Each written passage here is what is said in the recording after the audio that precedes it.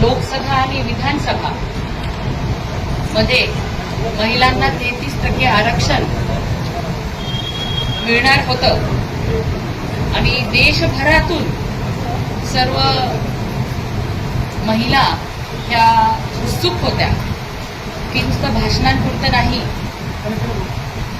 तर आम्ही सुद्धा पुरुषाच्या बरोबरीने निर्णय प्रक्रियेमध्ये जाऊ आणि मोठ्या सभागृहामध्ये सर्वसामान्यांच्या अडचणी ज्या आहेत त्याच्यावरती चांगले निर्णय आम्हाला सुद्धा घेता येतील. ज्या योजना बनतात, कायदे बनतात, त्यामध्ये आमचे अनुभव आम्हाला त्या अनुभवाचा फायदा घेऊन भारतातील 70 कोटी महिलांना लाभ देता येईल ही अपेक्षा महिला भगिनींची होती.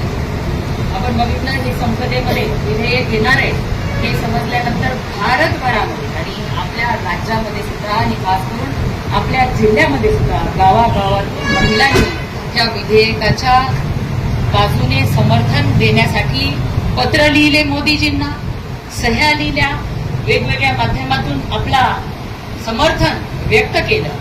परंतु 3 दिवसाचं विशेष अधिवेशनामध्ये ज्या पद्धतीने विरोधकांनी ह्या विधेयकाला विरोध करून हे विधेयक हाणून पाडलं, त्यानंतर महिलांचं स्वप्न भंग झालं. कारण की बघा, सर्वसामान्य कुटुंबातील महिलांना नेतृत्व हे गुण प्रत्येकामध्ये असतात. आज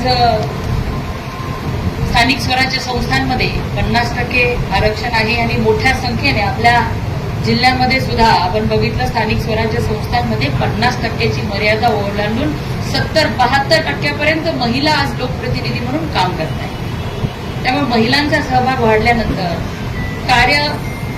काम सुद्धा चांगल्या पद्धतीने होतील. कारण की महिलांमध्ये ते गुण आहेत की सर्वांचा विचार करून सर्वांना न्याय द्यायचा, सगळ्यांना सांभाळून घ्यायचं आणि जे काम आपण हाती घेऊ ते प्रामाणिकपणे चांगलं उत्तम करणं हा महिलांचा मूळ स्वभाव असतो. आणि तो अधिकार त्यांना जर दिला तर त्याचाही अनेक लोकांना फायदा आपण करून देऊ शकतो. पण महिलांचं स्वप्न भंग झालेलं आहे आणि महिला आक्रोश करताना आपल्याला दिसत आहे. आपण बघितलं दिल्लीमध्ये सुद्धा खूप मोठा आक्रोश मोर्चा निघाला. काल मुंबईमध्ये सुद्धा हजारोंच्या संख्येने महिला रस्त्यावर आल्या होत्या.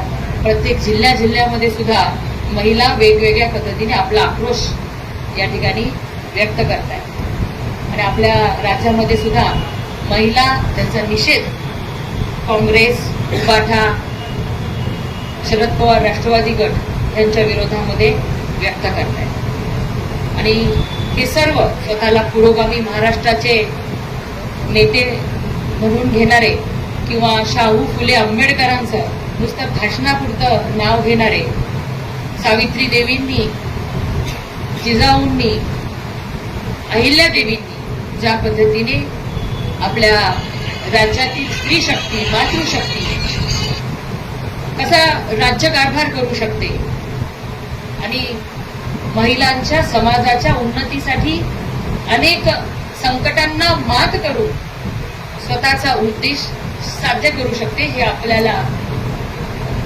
अनेक महिलांच्या योगदानातून सिद्ध झालेलं आहे. आणि आज हा काँग्रेस, उभाठा, शरद पवार गटांनी त्या विधेयकाला समर्थन द्यायला हवं होतं पण त्यांनी ते दिलेलं नाही. म्हणून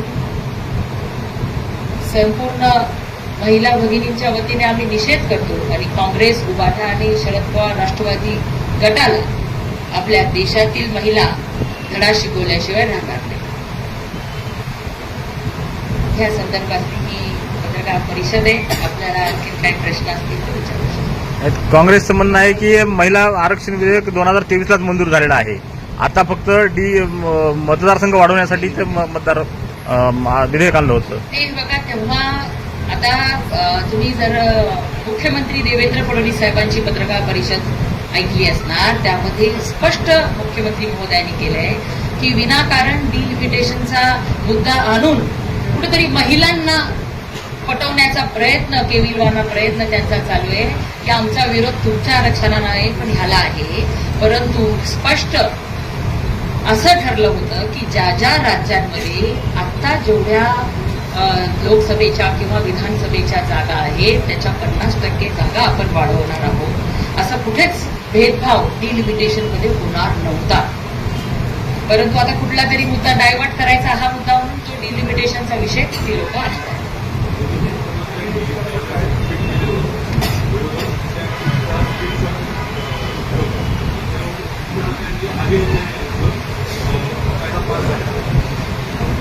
हे बघा, त्या मुख्यमंत्र्यांनी ते ट्विट केलं कारण की आपण तो तेव्हा 2/3 मेजॉरिटी भाजपाकडे होती म्हणून विरोधकांनी काँग्रेसने त्याला समर्थन दिलं होतं. पण आज परत हे बिल आणल्या. हे बघा, जनगणनेच्या नुसार हे सगळं काय करणं गरजेचं असतं आणि आपली जनगणना 2021 आपल्या कोरोना काळामुळे ती कंप्लीट होऊ शकली नाही आणि 2027-29 पर्यंत पूर्ण होणार नाही. त्यामुळे हे बिल आपल्याला आता आणावं लागलं. पण तोपर्यंत आपली तयारी करून ठेवणं आपलं अपेक्षित होतं म्हणून त्यासाठी हे बिल आणलं. परंतु विरोधकाला फक्त विरोध करायचा म्हणून अशा पद्धतीचे ते विरोध करत आहे किंवा देवेंद्रजींचं ट्विट सांगून काहीतरी विषय हा डायव्हर्ट करण्याचा ते प्रयत्न.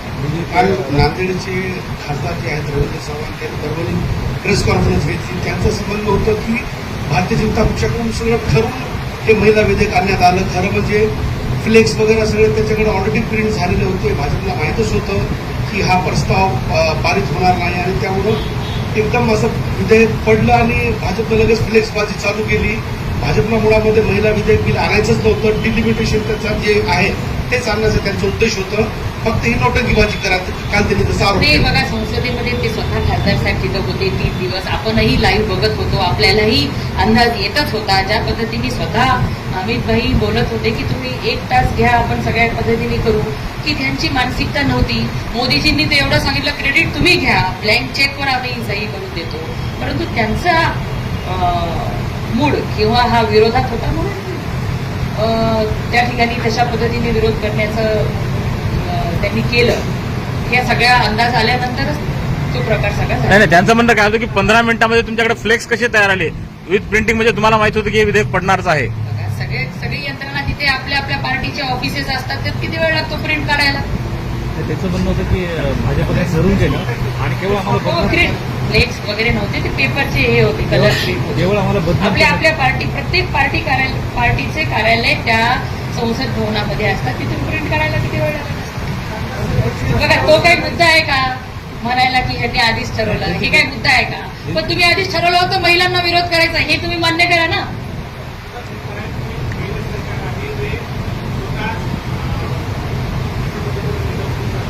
त्यांचं म्हणणं की भाजपचा एकच अजेंडा की काँग्रेसला बदनाम करायचं, दुसरं काहीच नाही. मग तुम्हाला बदनामी पाहिजे नव्हती तर तुम्ही महिला विधेयकाला समर्थन करायला पाहिजे होतं. नुसतं तुमचं निवडणुकांपुरतं महिलांची आठवण, जसं प्रियंका गांधींचा लडकी हूं लढ सकती हूं, आणि आता जेव्हा महिलांना मुलींना लढण्याची संधी ह्या विधेयकाच्या माध्यमातून येणार होती ती सुद्धा तुम्ही डावलून टाकलेली आहे. म्हणजे फक्त निवडणुका आल्या की महिलांच्यासाठी छान घोषणाबाजी करायची, मतदान घ्यायचं, परत महिला विसरून जायच्या. ही त्यांची मानसिकता उघड झालेली आहे. पूर्ण देशाच्या समोर महिलांच्या बाबतीमध्ये काँग्रेसचं धोरण काय हे उघड झालेलं आहे. ह्याच्यामध्ये काही लपवण्याची गोष्ट नाहीये, प्रत्येकाच्या जवळ आहे. आणि आता सावरासावर करण्यासाठी मग ते देवेंद्रजीचं ट्विट दाखवताय, मग काय फ्लेक्सच आले म्हणून सांगताय. हा केविलवाना प्रकार त्यांचा, हे सगळं काही सावरासावरी करण्यासाठी. परभणीमध्ये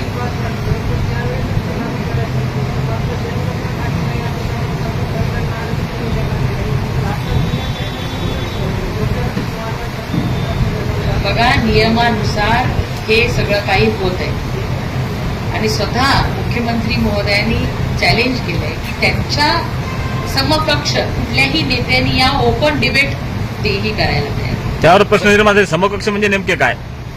त्याच्यावर खूप प्रश्न झाले की समकक्ष म्हणजे नेमके काय, म्हणजे मुख्यमंत्री समकक्ष कोण असणार आहेत? मुख्यमंत्री एखाद्या त्यांचे माजी मुख्यमंत्री, आता तर मोठ्या राज्यांचे मुख्यमंत्री नाहीये किंवा त्यांच्या नाही तर परत ते माजी म्हणलं तर समकक्ष होतील की नाही? उरलेलाच नाही. मग त्यांच्यासोबत कोण करणार डिबेट? कोण करणार? स्वतः राहुल गांधींनी करावं. मग तसं त्यांनी नाव नाही सांगितलं, समकक्ष म्हणाले ते. परभणीमध्ये काय आक्रोश मोर्चा वगैरे काढणार आहे? महिलांचा आक्रोश आहे तो व्यक्त होत आहे. आमच्या सगळ्या लोकप्रतिनिधी इथं आलेल्या आहेत बघा, सभापती, सगळ्या अध्यक्षा, महानगरपालिकेच्या आपल्या गटनेत्या सगळ्या, आणि त्यांना महिलांचा फोर्स आहे की आपण सुद्धा आक्रोश मोर्चा काढावा. आणि म्हणून परभणीमध्ये आक्रोश मोर्चा काढण्यात येईल, कारण की त्या सगळ्यांचा दबाव आहे. मलाही त्यांनी कळवलेलं आहे, कारण की गाव पातळीवरची महिला सुद्धा आज खूप आनंदी झाली होती आणि आज तेवढीच दुःखी झालेली आहे. महिलांचं दुःख हे जरी त्या कशा पद्धतीने व्यक्त करू आता जरी करणार नाहीत, पण त्या मनात ठेवणार आहेत. आणि हे दुःख किंवा काँग्रेसला उभाठाला आणि शरद पवार गटाला धडा शिकवल्याशिवाय महिला भगिनी आपल्या राहणार. कक्ष पाहिजे ना. कुणी उठसूट कुणी म्हणणार की माझ्यासोबत डिबेट करा.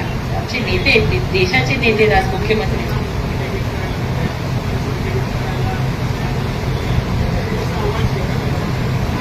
होईल, मग होतील. मग नाही, आज